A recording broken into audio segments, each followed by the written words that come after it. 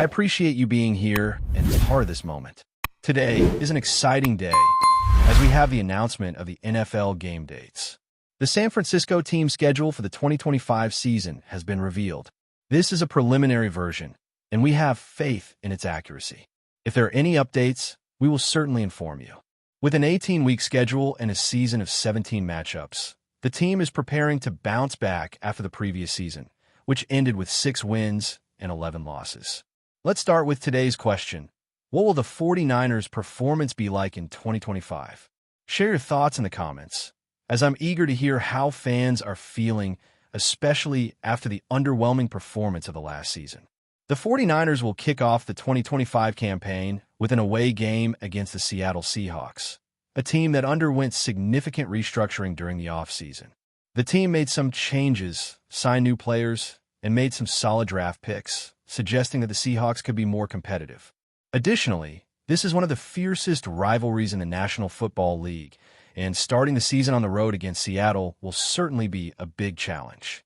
In the second week, the 49ers will also have an away game against the New Orleans Saints. The Saints have no primetime games scheduled for 2025, indicating that the calendar organizers expect New Orleans to be one of the less competitive teams. Considering these first 2 matchups, it's a great opportunity for the 49ers to start the season with 2 wins, even while playing away. Their home opener at Levi's Stadium, which will host Super Bowl 60, will be in Week 3 against the Arizona Cardinals. It's impressive to think about how challenging the Cardinals have been for the 49ers lately, as they won both games last year.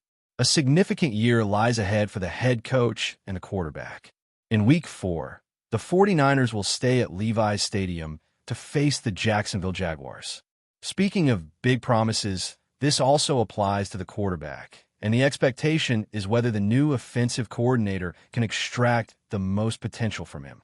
Among these first 4 games, the away matchup against the Seahawks will be a highlight, as the Seahawks' victory at Levi's Stadium with a last-minute touchdown was a tough blow to the 49ers' season last year. The 2 teams ended the season heading in opposite directions. Although Seattle struggled at the end of the year and missed the playoffs, they remain an intriguing team for 2025. The first of 5 primetime games for the 49ers this year will be in Week 5, when they play away against the Los Angeles Rams.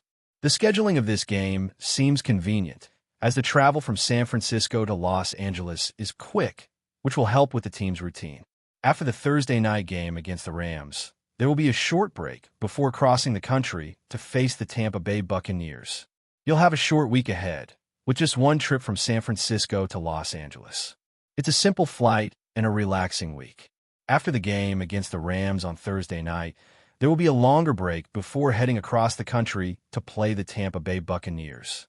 Reflecting on last season, one team faced a significant disadvantage in terms of rest, which was nearly a month worse than some of the top teams in the league.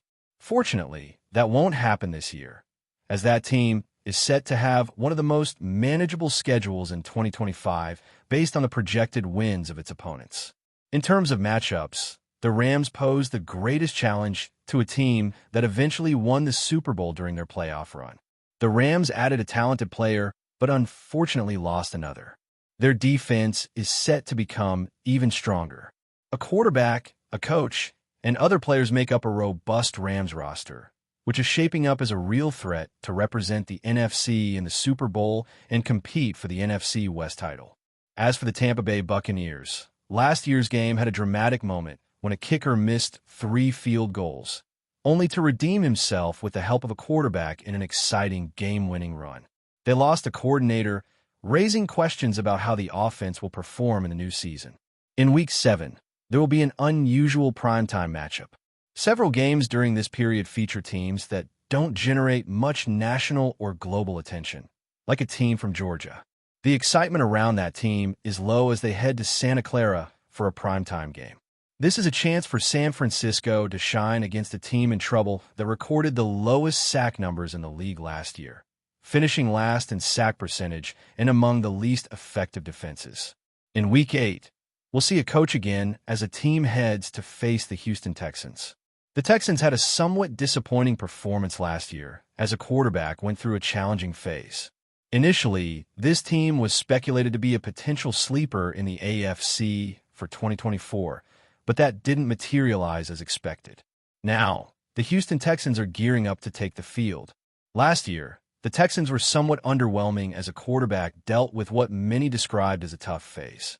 Looking ahead to 2024, this team was considered a potential contender in the AFC, but didn't meet expectations. They managed to advance in one playoff game, but didn't manage to surprise anyone. On the other hand, their defense, led by a coach, is quite impressive and offers a significant challenge, especially when compared to an offensive coach. Among all the matchups, the Los Angeles Rams stand out. The Rams beat San Francisco last year and really set the benchmark for the NFC West that season. Interestingly, for 2 years in a row, they had slow starts but excelled as the season progressed, reaching their peak under the guidance of a coach who has led the Rams to several successful seasons since his arrival. Once again, the Rams are ready to be a force to be reckoned with in the National Football League. When considering games in a Los Angeles team stadium, it's worth noting that it is often referred to as the California team stadium, given the prominent presence of their colors, which tend to dominate the location. Before we dive deeper into today's topic, it's worth mentioning that the league schedule will be released in a few hours, but we already have some information available. Additionally, we provide daily coverage of that team, including news, rumors, and in-depth analysis. We organize live programs and events for each game, ensuring fan engagement. In every interaction in front of cameras and microphones, the focus is on 5 fundamental pillars, ensuring that all content is insightful, informative, fun, and thought-provoking, allowing your voice to be heard. If this sounds interesting to you, stick around. Last season, during the schedule release, we had a 28% increase in new subscribers. Today, our goal is to surpass that number. If you're thinking about getting a jersey for this team before the 2025 campaign, be sure to check it out.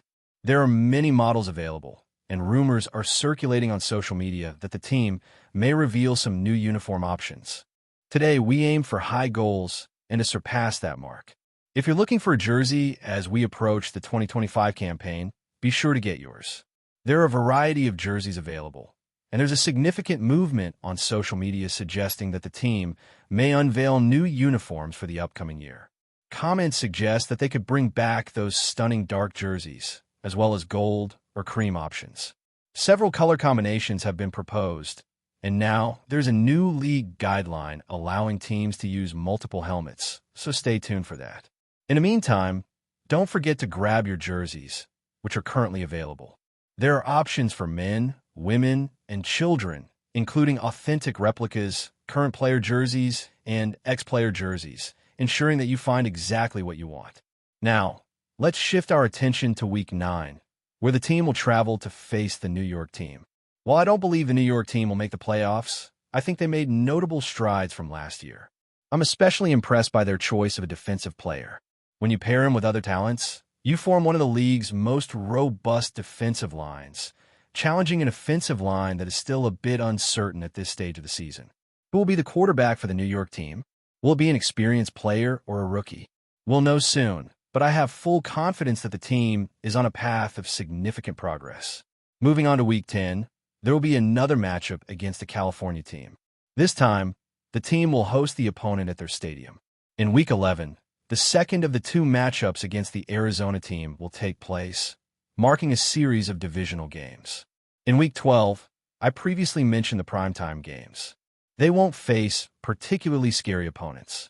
The Georgia team will also be in a primetime game, just like the Carolina team, which will be featured in a night game.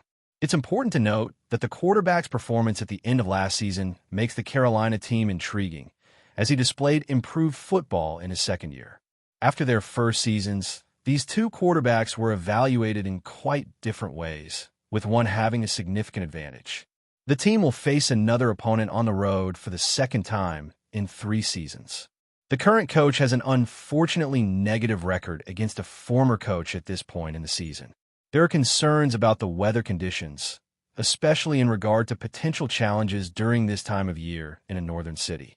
Whenever I watch a game from that team, it seems like sunlight is a rarity. How will the quarterback perform in rain, snow, or low temperatures while playing on the road. This matchup stands out in this phase of the games. The team that finished last season with disappointing performance probably won't see a drastic change in their performance.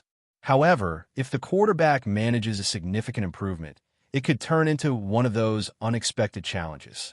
This year, the team will have a bye week later on, as they were one of the most affected by injuries last season, and their break will come in Week 14. This offers an opportunity to recharge and prepare for the end of the season. After the bye, they will return home to face a team that had the first pick in the draft and selected a promising quarterback.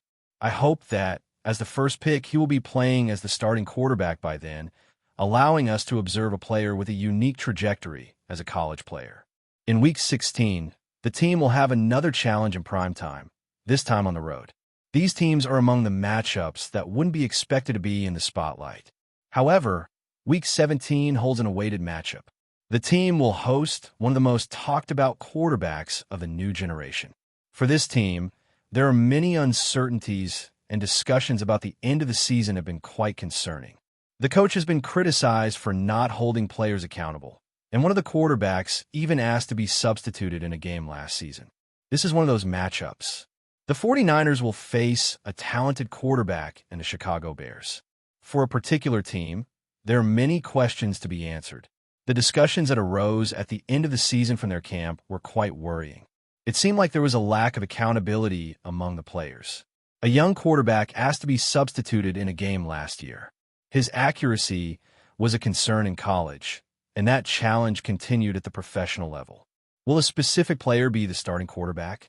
The decision to choose a promising player was a positive move. A key player remains essential for the team, but in a competitive division, I don't foresee much success for them. As for the Bears, I consider them one of the most intriguing teams for next season. They revamped their offensive line and, with a young quarterback entering his second year, also brought in one of the most sought-after offensive coordinators in football in recent years. The defense is solid, and new talent was added through the draft. I believe the Bears have the potential to rise from the bottom of the standings to the top. Then, in the final week of the regular season, there will be a significant matchup between the 49ers and their divisional rivals. This game could have playoff implications. The 49ers start the year facing their rival and also close the season against them. The highlight of the end will be the game against the Bears. I hope the 49ers will be competing for a playoff spot, just as the Bears will. The transition from one coaching staff to another is quite drastic, as the previous coach was one of the least effective I've seen in recent times at the professional level, while the new coach has the potential for much success. Last year, the Bears finished with poor performance, while the 49ers had a slightly better result. Both teams are looking to reverse those numbers. Let's analyze this schedule. In the first week, they will play away against a rival, followed by another away game against a different opponent. This means they will start the season with 2 consecutive away games. After that, they will have 2 home games, one against a divisional opponent and the other being the season opener at their stadium against a team from the Southeast. They will have a short week with minimal travel for a Thursday night matchup. In Week 6, they will travel again to face another team, which will involve a coast-to-coast trip. The season starts with 2 away games. After that, there will be 2 home games, starting with a divisional opponent and the season opener at their stadium against a Southeast team. There will be a short week with limited travel for a Thursday night game. In Week 6, there will be another away game against a Southeast team with a coast-to-coast trip, but after a longer rest period. Week 7 will feature a matchup against a rival, providing a bit more recovery time since the game is late on Sunday. Week 8 will see the team face another opponent, which won't involve a long trip. In Week 9, there will be another coast-to-coast trip, this time to play against a team from the Northeast. But before we dive in, don't forget to subscribe to 49ers Zone and hit the like button on this video. Your support helps us keep bringing you the latest updates on the San Francisco 49ers. And don't forget to share your thoughts on the news in the comments below. In a surprising turn of events that has left fans and analysts alike talking, Papa Leo 14, known for his outspoken personality and often fiery opinions, shocked the sports world with a rare gesture of admiration towards the San Francisco 49ers. The declaration came during a live interview, where instead of his usual blunt critiques, he openly praised the team's recent performances, calling them a complete and dangerously cohesive unit. Papa Leo 14, whose reputation is built on his intense passion and sometimes polarizing commentary, is not typically one to hand out compliments, especially to a franchise like the 49ers, who have long been the target of his criticism. For years, he has called out the team's inconsistencies and playoff collapses, often accusing them of lacking leadership and strategic discipline. That's exactly why his latest remarks sent shockwaves through the football community. "Give credit where it's due," he said. "The 49ers aren't just playing football. They're dominating with a level of discipline and execution I didn't think they had in them." He further emphasized the transformation of the team, noting their dynamic defense, balanced defensive game, and impressive coaching decisions that have turned the tide in their favor this season. The timing of Papa Leo 14's comments could not have been more notable. The 49ers have been on a remarkable run, defeating top contenders with authority and showcasing a brand of football that many are calling the best in the league right now. His unexpected endorsement seems to validate what many fans and insiders have been saying for weeks. The 49ers are no longer just contenders, they're clear favorites. Social media lit up moments after the clip aired, with fans joking that even Papa Leo 14 couldn't deny the team's greatness anymore. Some speculated that his change of heart could mark a new era in his relationship with the team, while others wondered whether the praise was a strategic move to keep up with the shifting narrative in the league. Regardless of motive, one thing is clear.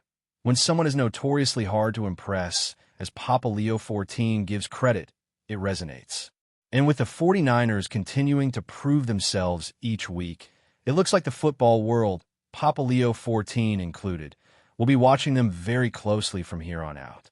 That's it for this update. If you enjoyed the video and want to keep receiving exclusive news about the San Francisco 49ers, make sure to subscribe to 49ers Zone and give this video a like. We always look forward to hearing your comments and opinions. See you in the next video.